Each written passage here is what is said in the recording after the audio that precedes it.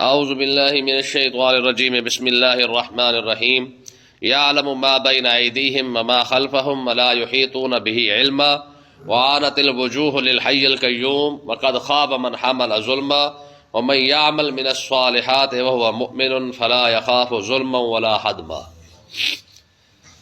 قیامت کی بات ہو رہی ہے کہ اللہ تعالیٰ نے ارشاد فرمایا قیامت والے دن ایک تو شفاعت وہ کرے گا جسے رب اجازت عطا فرمائے گا، اور دوسری بات فرمایا یعلم ما بین ایدیہم وما خلفہم، میں اللہ تعالیٰ کی ذات وہ ذات ہے جو آگے آنے والے حالات ہیں تمہارے وہ بھی جانتا ہے، اور وما خلفہم جو پیچھے گزرے ہوئے واقعات ہیں ان کو بھی جانتا ہے۔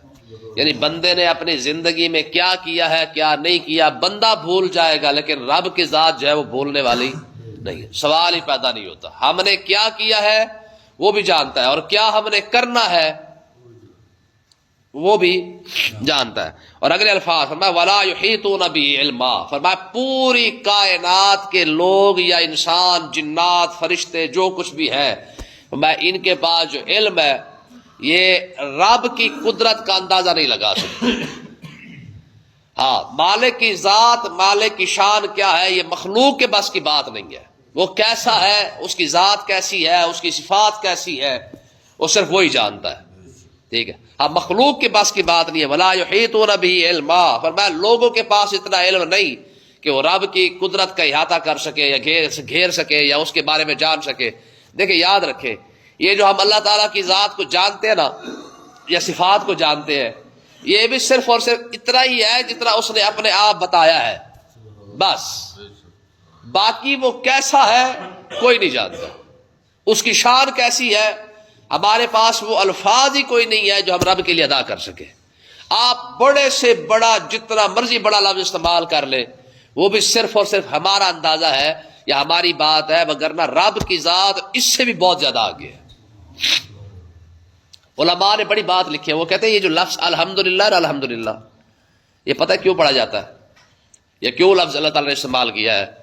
میں جب رب نے دیکھا نا کہ میرے بندے شکر ادا کرنا چاہتے ہیں لیکن شکر کے لیے لفظ کوئی نہیں ہے، کیسے شکر ادا کرے، تو پھر اللہ تبارک و تعالیٰ نے کرم کرتے ہوئے یہ الحمدللہ کا لفظ عطا فرمایا جب تم الحمدللہ کہو گے تو میرا شکر ادا ہو جائے گا۔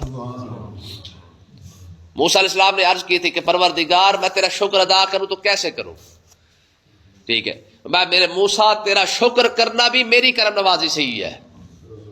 یعنی اگر کوئی بندہ اللہ کے شکر ادا کر رہا ہے نا، یہ بھی ہے رب کی کرم نوازی سے، وگرنہ کئی لوگ ہیں کھانے کے باوجود بھی جناب اللہ کھا پی لیا لیکن زبان سے شکر نہیں نکلتا ہے۔ ہمارے بزرگ یہ فرماتے ہر سانس پر 2 مرتبہ شکر کرنا واجب ہے، ہر سانس پہ، ایک بار بھی نہیں 2 بار۔ کیوں؟ میں یہ سمجھ اس طرح یہاں سے اندازہ لگا لو، اگر سانس اندر گیا باہر نہ آیا تب بھی موت ہے، باہر نکل گیا اندر نہیں گیا پھر بھی موت ہے۔ میں اس لیے جب تم ایک سانس لے رہے ہو نا تو ایک سانس کے اوپر بھی 2 مرتبہ رب کا شکر ادا کرنا واجب ہو جاتا ہے۔ تو بہرحال میں اللہ کی ذات تو وہ ذات ہے کہ کسی کے سوچ اور وہم و گمان میں بھی نہیں آ سکتی ہے، وہ کیسا ہے، کب سے ہے، کس طرح ہے، یہ صرف وہی ہے، بس۔ آگے وعنت الوجوہ للحی القیوم، فرمایا قیامت کے دن جتنے بھی لوگ ہوں گے سب نے اپنے چہرے جھکائے ہوئے ہوں گے، سر جھکا ہوا ہوگا، للحی القیوم، جو اس ذات کے سامنے کھڑے ہوں گے جو زندہ بھی ہے اور دوسروں کو زندہ رکھنے والا بھی ہے۔ بس اتنی سی بات ہے۔ جتنا بڑا بادشاہ ہوگا اپنے آپ کو بڑا آکڑ خواہ سمجھتا ہوگا، بڑا متکبر ہوگا، میں قیامت کے دن سارے اس کے آگے سر جھکا کے کھڑے ہوں گے۔ یہ منظر ہے قیامت کا۔ وقد خاب من حمل ظلما، میں سب سے زیادہ ذلیل اور رسوا وہ بندہ ہوا ہے جس نے اپنا بوجھ اٹھایا ہوا ہے، ظلم کا، زیادتی کا۔ قیامت کا دن آقا علیہ الصلوۃ والسلام تشریف فرماتے، حضور نے فرمایا صحابہ سب سے بڑا غریب کون ہے؟ صحابہ نے عرض کی یا رسول اللہ جس کے پاس پیسے کوئی نہیں۔ حضور نے فرمایا نہ، پیسے سے بندہ مالدار نہیں ہوتا۔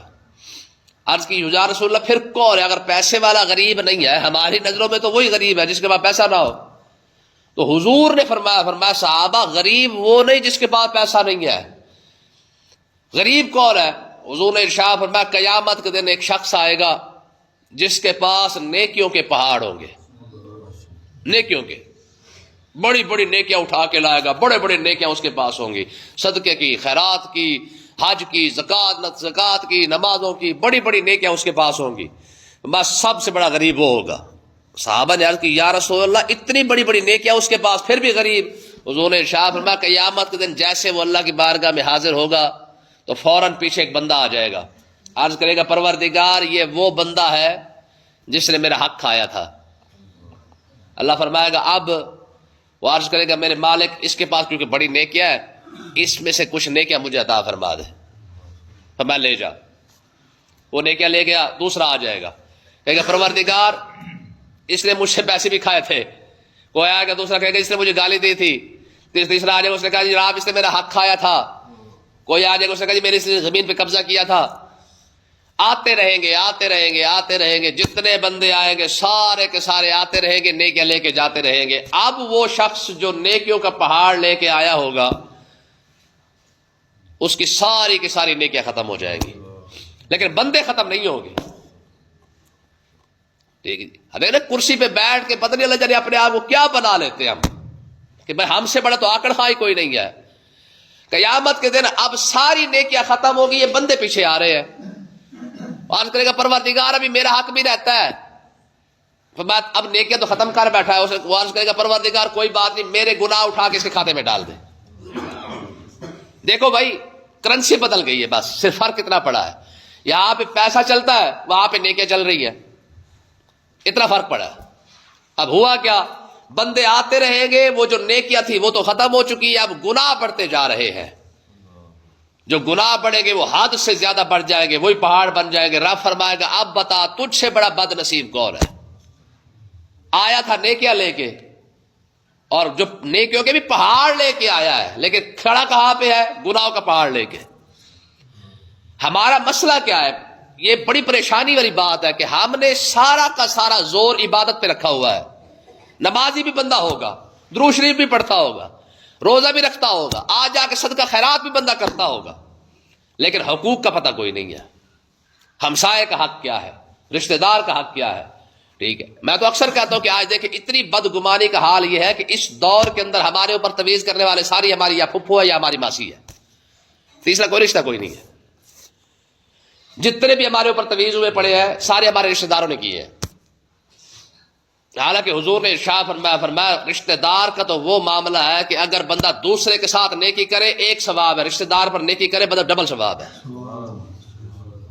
ٹھیک، تو مسئلہ کیا ہے؟ ہمیں پتہ کوئی نہیں ہے کہ ہمارے حقوق کیا ہے، نہ ہمیں ہمسائے کے حقوق کا پتہ، نہ رشتے کا حقوق کا پتہ، نہ مسجد کے حقوق کا پتہ، نہ آنے جانے کے حقوق کا پتہ، نہ اٹھنے بیٹھنے کا حقوق کا پتہ، حتیٰ کہ سب سے بڑا ظلم دیکھے ماں باپ کو اولاد کے حق کا پتہ کوئی نہیں، اولاد کو ماں باپ کے حق کا پتہ کوئی نہیں ہے، پتہ ہی کوئی نہیں سرے سے۔ نتیجہ کیا نکلا ہے؟ آج ماں باپ کی ذمہ داری کیا ہے؟ پیدا کرنا اور روٹی کھلانا، اللہ اللہ خیر صلی اللہ۔ ہم نے اولاد کو بتایا ہی کوئی نہیں کہ مطلب ہے کہ بھائی حقوق کیا ہے۔ نتیجہ کیا نکلا ہے کہ آج ہماری ہی اولاد جو ہے ہمارے سامنے کھڑے ہو کے ہم سے سوال کرنا پوچھنا شروع کر دیتی ہے۔ سادے لوگ تھے، دیکھیں اب ہماری نسل کو دیکھ لیں یا اب اگلی نسل کو دیکھ لیں، ہمارے والدین کی نسل کو دیکھ لیں، وہ لوگ تھے جو ساری زندگی ماں باپ کے سامنے چار پہ نہیں بیٹھے تھے، ہماری اولاد ہمارے سامنے کھڑے ہو کے ہمیں سمجھا رہی ہوتی ہے۔ اور سب سے بڑا ظلم دیکھیں کہ آج ہماری اولاد ہم سے حصہ مانگتی ہے، ساڑھا حصہ دو جی، سمجھ آئی؟ مجھے آپ بتائیں اولاد کا حصہ آیا کہاں سے ہے؟ جائیداد میں سے تو اولاد کا حصہ ہے ہی نہیں، وہ تو ترکے میں سے حصہ ہوتا ہے۔ آج ہماری اولاد حصہ باقاعدہ مانگتی جی، ساڑھا حصہ دو جی، تیرا حصہ کہاں سے آ گیا بھائی؟ تو نتیجہ کیا نکلا؟ کیونکہ ہمیں پتہ نہیں تھا، ہم نے اولاد کو سمجھایا نہیں، اور آج ظلم یہ ہوا کہ آج ہماری اولاد ہمارے سامنے کھڑی ہو گئی ہے، اور ہمارے جو والدین تھے، جو ان کے والدین تھے، جو دو چار نسلیں پیچھے تھی، وہ جب بھی بیٹھتے سمجھاتے رہتے ہیں نہیں یہ مسئلہ ہے، مسئلہ ہے، مسئلہ ہے، چاہے آتا تھا نہیں آتا، سادے لوگ تھے، سادی باتیں تھیں، لیکن انہوں نے پورے گھر کو جناب والا 10 بیٹے ہیں تو 10 بیٹے کٹھے بیٹھ کے کھا رہے تھے، آج تو 2 بیٹے کٹھے بیٹھ کے نہیں کھا رہے۔ ہم نے بتایا ہی کوئی نہیں ہے، ہمیں خود کو پتا کوئی نہیں ہے۔ تو قیامت کے دن کیا ہوگا؟ فرمایا سب سے بڑا ظلم، ذلیل بندہ وہ ہوا، ذلیل اور رسوا وہ بندہ ہوا ہے من حامل ظلما، جو اپنا بوجھ اٹھا کے لایا ہے، اور وَمَن يَعْمَلْ مِنَ الصَّالِحَاتِ وَهُوَ مُؤْمِنٌ، فرمایا قیامت کے دن اگر کوئی بندہ اس حال میں آیا کہ وہ نیک عمل کر کے آیا تھا، ایمان والا تھا، فَلَا يَخَافُ ظُلْمًا وَلَا هَضْمًا، میں قیامت کے دن نہ اس کے ساتھ زیادتی کی جائے گی نہ کمی کی جائے گی. نہ مطلب ہے کہ اس کے ساتھ یہ حال نہیں ہوگا قیامت کے دن اس کی نیکیوں کو گھٹا دیا جائے، اور یہ بھی نہیں ہوگا کہ اسے گناہ بڑھا دی جائے. مانا فَمَن يَعْمَلْ مِثْقَالَ ذَرَّةٍ خَيْرًا يَرَهُ وَمَن يَعْمَلْ مِثْقَالَ ذَرَّةٍ شَرًّا يَرَهُ. میں قیامت کے دن تو ذرہ ذرے کا حساب کر دیا جائے گا. آپ جانتے ہیں ذرہ کس کو کہتے ہیں؟ ذرہ ہوتا کیا ہے؟ یہ جو ہم اکثر پڑھتے ہیں ذرہ ذرہ، ذرہ ہوتا کیا ہے؟ یہ جو سورج کی روشنی کے اندر یہ جو چھوٹے چھوٹے اڑ رہے ہوتے ہیں نا پتنگے، اس کو ذرہ کہتے ہیں. یہ علماء فرماتے ہیں یہ جو جو کا دانہ ہے نا، جو کا دانہ، اس جو کے دانے کے 1000 ٹکڑے کیے جائیں، جو 1000واں حصہ ہوگا نا، اس کو ذرہ کہتے ہیں. جو کا دانہ ہوتا کتنا ہے؟ ٹھیک ہے، یا گندم کا دانہ کہہ لو.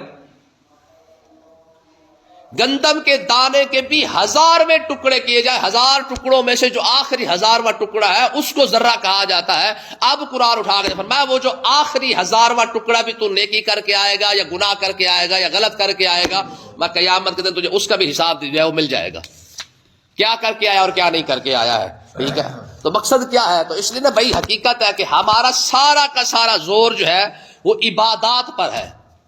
درود شریف پڑھا جا رہا ہے، نمازیں پڑھی جا رہی ہے، صدقہ خیرات بھی کیا جا رہا ہے، لیکن بیڑا غرق کہاں پہ ہو رہا ہے؟ وہ آ رہا حقوق کے اوپر. ہمیں حقوق کا پتہ کوئی نہیں ہے. سب سے بڑا مسئلہ ہمارے لیے یہی ہے. تو اس لیے نا اللہ تعالیٰ نے ہمیں ہدایت عطا فرمایا کہ ہم نے عبادت پر زور رکھا ہوا ہے، لیکن جو اصل منڈ ہے، بنیاد ہے حقوق کا، وہ ہمیں پتہ ہی کوئی نہیں ہے. تو اللہ تعالیٰ نے ارشاد فرمایا وَكَذَلِكَ أَنزَلْنَا قُرْآنًا عَرَبِيًّا. ذرا غور کریں، فرمایا کہ ہم نے یہ قرآن عربی میں نازل کیا ہے. کیوں؟ کیونکہ عربی دنیا کی سب سے بڑی زبان ہے، وسیع ترین زبان ہے. ٹھیک ہے، اور یہ ایسی زبان ہے کہ جس زبان کو سیکھنے کے لیے آپ کو ہزاروں سال چاہیے، پھر بھی عربی زبان مکمل سمجھ نہیں آتی ہے. صحابہ کرام کی زبان بھی عربی، قرآن بھی عربی، اور نبی کی زبان بھی عربی ہے، لیکن صحابہ کرام کو یہ قرآن سیکھنے کے لیے حضور کے پاس بیٹھنا پڑا ہے. سورۃ بقرہ نا، سورۃ بقرہ، اس سورۃ بقرہ کو سیکھنے کے لیے، سمجھنے کے لیے حضرت عمر کو 12 سال لگے ہیں. حضرت عمر کو 12 سالوں میں جا کے حضرت عمر نے سورۃ بقرہ آقا علیہ الصلوۃ والسلام سے سیکھی ہے. اور اسیالس کی آپ پہ پڑھ لینے ہیں، ساڑھے کل ترجمہ ہے، ساروں کسی کو پڑھنے کی ضرورت کوئی نہیں ہے. مجھے آپ بتائیں جن کی زبان عربی ہے ان کو سمجھ قرآن نہیں آ رہا، ہمیں قرآن کیسے آسان سمجھ آ جائے گا اور خود سمجھ آ جائے گا؟ یہ جو خود پڑھنے والا جو آج کل ٹرینڈ چل پڑا ہے نا، جیسے آپ پڑھ لینے ہیں، یہ بیڑا غرق بھی تب ہوا ہے جب سے ہم نے خود پڑھنا شروع کیا ہے. استاد کے بغیر جب آپ کو کچی کا قاعدہ نہیں آ سکتا، تو استاد کے بغیر جو سب سے بڑی کتاب ہے وہ کیسے سمجھ آ جائے گی؟ استاد کے بغیر آپ کو کوئی ہنر نہیں آتا ہے، تو استاد کے بغیر قرآن کیسے سمجھ آ جائے گا؟ یہ بہت بڑا فتنہ ہے جو مسلمانوں کے اندر پھیل رہا ہے. کیا کہ ہم قرآن خود پڑھ لیتے ہیں. کوئی مائی کلال دنیا میں پیدا نہیں ہوا جو قرآن خود پڑھ سکے اور سمجھ سکے. یہ یاد رکھیں، جب قرآن اگر کسی کو خود سمجھ آتا نا تو صحابہ کرام کو سمجھ آ جاتا، کیونکہ ان کی زبان میں نازل ہوا ہے اور ان کے دور میں نازل ہو رہا ہے یار. لیکن پھر بھی جب بھی قرآن کا کوئی آیت آتی، صحابہ کرام حضور سے پوچھتے یا رسول اللہ اس کا آیت کا کیا مطلب ہے؟ حضور پھر اس کی وضاحت کرتے کہ اس آیت کا یہ مطلب ہے. اور آج موبائلوں پہ دیکھ لے، ویڈیو بنا کے بھیجی جا رہی ہو، جی ہمیں کسی سے پڑھنے کی ضرورت نہیں ہے، ہم آپ پڑھ لیتے ہیں. تو آپ پڑھتے رہے، بیڑا غرق ہو جائے گا. جب استاد کے بغیر بندہ کوئی کام نہیں سیکھ سکتا تو استاد کے بغیر کتاب بھی نہیں پڑھ سکتا. جب آپ استاد کے بغیر مطالعہ کریں گے نہ پڑھیں گے، آپ یقین کریں بندہ گمراہ ہو جائے گا. یضل بہ کثیرا ویہدی بہ کثیرا، قرآن کے الفاظ ہے. فرمایا کچھ لوگ ایسے ہوں گے جو قرآن پڑھ کے جو ہے وہ اپنا گمراہ ہو جائیں گے، اور کچھ لوگ ایسے ہوں گے جو قرآن پڑھ کے ہدایت پا جائیں گے. اب بندہ قرآن پڑھ کے گمراہ کیسے ہوتا ہے؟ آپ جائیں، ہزاروں تفسیریں پڑھی ہوئی ہیں اردو بازار کے اندر، آپ وہ بازار سے تفسیریں خرید کے لائیں، 10-15 تفسیریں خرید لیں، اور 15 تفسیریں پڑھ کر بھی آپ کو قرآن سمجھ نہیں آئے گا. یہ چیز ہی ایسی ہے، یہ کتاب ہی ایسی ہے جو استاد کے بغیر سمجھی نہیں جا سکتی. اگر استاد کے بغیر سمجھ آتا تو صحابہ کرام کو سمجھ آ جاتا ہے، کیونکہ وہ اپنی زبان والے تھے. تو اللہ تعالیٰ نے ارشاد فرمایا ہم نے یہ قرآن عربی میں نازل کیا ہے، اور وَصَرَّفْنَا فِيهِ مِنَ الْوَعِيدِ، ہم نے اس کے اندر باقاعدہ سزائیں بیان کی ہے. قرآن فضیلتوں والا نہیں ہے، قرآن سزائیں باقاعدہ بیان کرتا ہے. ٹھیک ہے، چوری کرو گے یہ سزا ہے، شراب پی ہے یہ سزا ہے، ڈاکہ مارا یہ سزا ہے، ڈکیٹی کی ہے یہ سزا ہے. اور سزاؤں کے بغیر تو معاشرہ چلتا ہی نہیں ہے. جس معاشرے میں سزائیں نہیں ہوتی نا جی، اس معاشرے کا حال یہی ہوتا ہے جیسا پاکستان کا حال ہے. اور سزاؤں کے بغیر کبھی کوئی معاشرہ سیدھا نہیں ہوا. جب سے ہمارا ان خانہ خرابوں نے نکالا نا مار نہیں پیار، دیکھ لے ہمارا نتیجہ کیا نکلا پڑا ہے. کل یہ جو ہم بیٹھے ہوئے ہیں، ہم ہاتھوں پر حساب کر لیتے تھے، ہماری نسل کو کیلکولیٹر پر بھی حساب کرنا نہیں آتا. کیوں؟ مار نہیں پیار. ڈر نکال دیا گیا، خوف نکال دیا گیا طالب علم سے. نتیجہ کیا نکلا ہے کہ اب جب ڈر نکلا ہے تو پڑھائی کا بیڑا غرق ہو گیا ہے. 8 کتابیں ہیں، بچے کو اردو پڑھنی نہیں آتی ہے. 10 کتابیں ہیں، ٹیوشن رکھی جا رہی ہے، اسکول کے اندر پڑھا جا رہا ہے، اس کے باوجود بھی بچے کو آتا جاتا کچھ نہیں ہے. وجہ کیونکہ اسے پتا ہے کہ اب مجھے ہاتھ لگانے والا کوئی نہیں ہے، کیونکہ مار نہیں پیار آ گئی ہے. اور یہ بیڑا غرق کیا اس چیز نے. تو اللہ تعالیٰ نے ارشاد فرمایا وَصَرَّفْنَا فِيهِ مِنَ الْوَعِيدِ، ہم نے اس قرآن کے اندر باقاعدہ سزائیں بیان کی ہے. کیوں بیان کی ہے؟ لَعَلَّهُمْ يَتَّقُونَ، شاید تم ڈر سکو، تمہارے دل میں خوف ہے. اگر سزا اچھی نہ ہوتی نا رب کبھی نہ رکھتا. رب نے سزائیں رکھی ہے نا، کیوں رکھی ہے؟ تاکہ معاشرہ صاف ستھرا چلتا رہے. وَلَكُمْ فِي الْقِصَاصِ حَيَاةٌ، میں یہ جو ہم نے سزا رکھی ہے اسی کے اندر تمہاری زندگی ہے. چور کو اگر سزا نہ دی جائے تو معاشرے کا کیا بنے گا؟ قاتل کو چھوڑ دیا جائے تو معاشرے کا کیا بنے گا؟ تو اس لیے نا سزا ضروری ہے. اگر سزا ضروری نہ ہوتی رب کبھی سزا نہ رکھتا. ہم تو کہتے ہیں جی چھڈو جی معاف کر دو جی، نہیں رہنے دو جی، سختی نہیں ہونی چاہیے. سختی نہیں ہے تو بیڑا غرق ہوا پڑا ہے. ہمارے اوپر سختیاں تھی تو ہم بندے کے پتر بھی بن کے رہے، پتہ تھا بھی یار ابا آ رہا ہے. ٹھیک ہے جی، باہر سے ہمارے بابے کھنگورا ہی مار لیتے نا، خالی پورا گھر سیدھا ہو کے بیٹھ جاتا تھا. آج ابا بھی ساتھ بیٹھا ہوا ہے، بچے کو پتہ ہی کوئی نہیں ہے. یہ ڈر جب سے نکلا ہے تب سے ہمارے گھروں کا، ہمارے معاشرے کا، ہمارے ملک کا، ہمارے علاقے کا بیڑا غرق ہو گیا ہے، کیونکہ سزائیں نہیں ہیں. لعلہم یتقون فرمایا اس لیے قرآن نازل ہوا، اس کے اندر سزائیں اس لیے بیان کی تاکہ تم ڈر سکو. اور دوسری بات او یحدث لہم ذکرا، شاید تم غور فکر کر سکو کہ قرآن نازل ہی کیوں ہوا ہے. آج ہمارا غور فکر ہو ہی ختم گیا ہے. ہم نے قرآن کے اندر کبھی غور ہی نہیں کیا کہ قرآن کس لیے نازل ہوا ہے. ہم تو پڑھ کر ثواب دارین حاصل کر کے فارغ ہو گئے ہیں. اللہ پاک سمجھنے کی توفیق عطا فرمائے.